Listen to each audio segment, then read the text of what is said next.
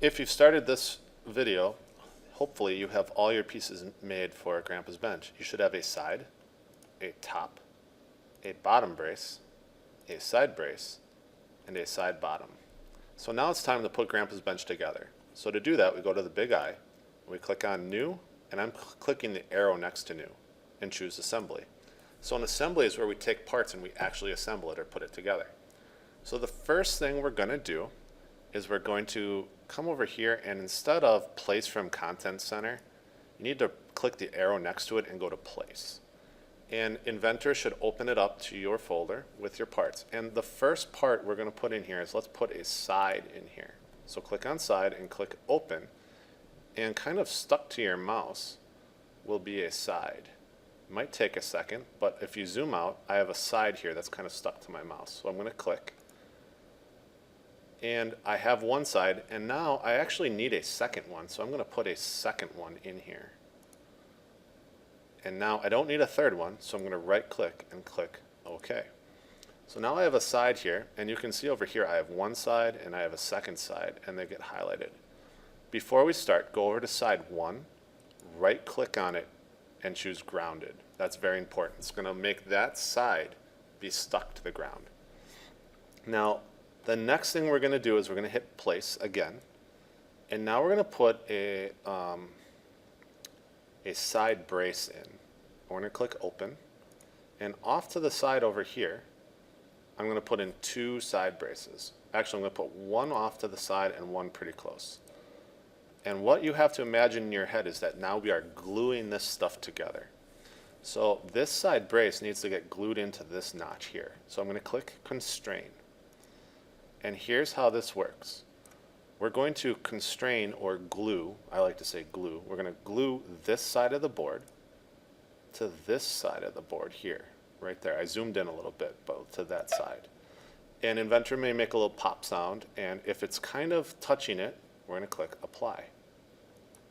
Now the next thing we're going to do is we're going to say that this edge of the board has to be flush with this edge. So we're going to change to flush over here, and I'm going to click on the end, and I'm going to click on the end of the leg, and it kind of pops into place. And I'm going to click Apply because I need that to stay there. Now before I do anything else, I'm going to press Cancel, and I'm going to kind of pull this leg up because this side up, the only way it can move is up and down. You always need to constrain things 3 times. So now the bottom of this side brace has to sit in that notch. So I'm going to hit Constrain, and this time it's going to be a mate solution, so it's got to be that one. And I'm going to click on this little square, and I need to grab the bottom of this side that I can't see. So to rotate the view around, I'm going to hold down Shift, and I'm going to click the middle mouse wheel, and I'm going to rotate my screen so I can see the bottom.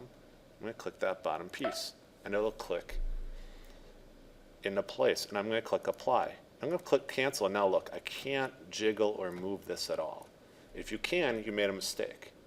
So now I've kind of defied physics a little bit, but I have this side brace going right through this side. So I'm going to hit Constrain again, and I'm going to mate it to this side, and I need to mate it to the back of it. So again, I'm going to hold down Shift and my middle mouse wheel and rotate it around, and I want it to mate to this side. And you'll see that my side kind of popped in place. I'm going to click Apply. Now I need to grab this bottom and stick it to this little bottom here. And I'm using Shift and the middle mouse wheel to rotate things around. So I want to stick those 2 together. And I'm going to click Apply. Now this last piece, I need it to be flush on the back. I need it to be way out here like this. So what I'm going to do is I'm going to click on Constrain. I'm going to change it to Flush. I'm going to click on the outside of that and the end of this side brace and click Apply. And now, again, Shift and middle mouse wheel lets me rotate this. So I have one side brace on here. Now I need to put the other side brace on there. So I'm going to do the exact same thing. So I'm going to go to Constrain. I'm going to say I need to mate this side to this side, and it popped into place. And I need to apply that. I need to flush the ends. So I'm going to click Flush and then click here and the end. And now those are in place. And now I need to constrain this edge to the bottom edge here. So again, I'm using my mouse wheel to rotate with the shift key held down, and that's a mate solution. So I'm going to click here, rotate around, and click here, and it'll pop into place. I'm going to click apply. Now I don't have to mate the other side because it's all held together automatically, kind of. So now I have those in there. The next piece that's probably going to be the easiest for me to put in here is going to be the side bottom right here. So I'm going to go to place, and I'm going to choose the side bottom. And I need 2 of those. So I'm going to click once over here and once over here. So again, we're going to use a lot of constraints. I'm going to constrain the inside of my side leg to this face on my side bottom and click apply. And you can see that it's down there. It's like glued to it. I'm going to click on constrain, and I'm going to flush the bottom leg and the bottom leg of the side like that and click apply. And you can see it's not quite even here, so I'm going to flush these 2 and click apply. And so now I have one side bottom in the right spot. So now I'm going to rotate by holding shift and the middle mouse wheel. I'm going to do the exact same thing. I need to mate those 2 together and click apply. Flush, so I'm on flush, flush the ends and click apply, and then shift and middle mouse wheel the bottom and click flush on the 2 bottom pieces. And so now I have the side bottoms in place. Okay, the next piece that we're going to put in here is we're going to put in a bottom brace. And so I'm going to go here to bottom brace, and I'm going to click open. And I'm just going to put my bottom brace down here like this. And what I'm going to do here is I'm going to constrain it. And again, I'm going to mate it to the top of the side bottom and the top of the brace like that. I'm going to click apply. And yours might not look exactly like this on the screen, so you might have to rotate or move something. But now I'm going to put the end of my bottom brace to the side of my side and kind of pop it in place and click apply. And I'm going to hit cancel just for a second. The last mate here is kind of tricky because we need to get this in the center. See how that kind of slides back and forth? So we need to get that in the center. So now we're going to let Inventor do the math for us. We're going to hit constrain, and we're going to choose a flush mate. And here I'm going to say I want this end and this end to be flush. But then do not click apply. I'm going to go over to the offset. And I know that the side is 11 inches wide and the bottom brace is 3 inches wide. So I'm going to go in parentheses. So parenthesis 11 minus 3. Close the parentheses up.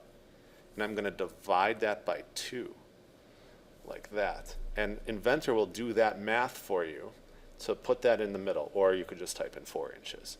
But it's kind of cool when Inventor does the math for you. I'm going to click apply. And now I have everything but the top put in my assembly. So now I'm going to go to place. And the last piece I need is the top. And I'm going to click open. And I'm going to put the top in. Now the top isn't super tricky, but it does have this dado cut that we need to work with. So we're going to go to constrain. And this is where you have to be really good with the mouse wheel and the shift key. We're going to hit constrain, and we're going to choose the top of our side. And I need to rotate around and pick the inside of the dado cut. So like right here. And when I do that, it should pop relatively close to being in the right spot. Like that. The next thing I need to do, I'm going to click apply and hit cancel, is I'm going to actually click and move this kind of out of the way. It's still constrained the way I want, but I need to move it out of the way so I can see the inside edge of the dado cut right here. So I'm going to go to constrain, and again we're doing a regular mate. I'm going to click this inside dado cut, and I'm going to shift and rotate, or click my middle mouse wheel and click this side of the side. And again, you're just imagining like what parts have to touch each other or where the glue would go. If I hit apply, I'm going to hit cancel. Now I can see that my top is in the right spot. My top's in the right spot. I just need to tell it how far over to go. So now for this one, I'm going to go to constrain and I'm going to pick a flush mate and choose the edge here and the edge of the side. And now they're flush, but if you look, there needs to be a little bit of an overhang there. This top is 12 inches wide. This side is 11 inches wide. So I know I have to take 1 and divide it by 2, so I need half. So I'm going to type half for the offset. And do you see how when I did that, it kind of went the wrong way? So I'm just going to put a minus sign in front of that. So it kind of goes the right way, just like that.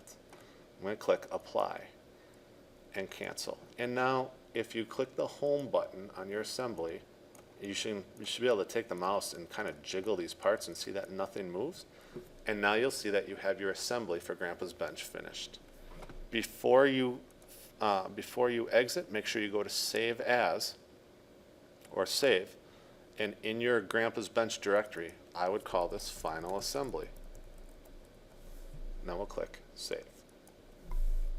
And if this box shows up, click Yes to All and click OK. And that's how you assemble Grandpa's Bench.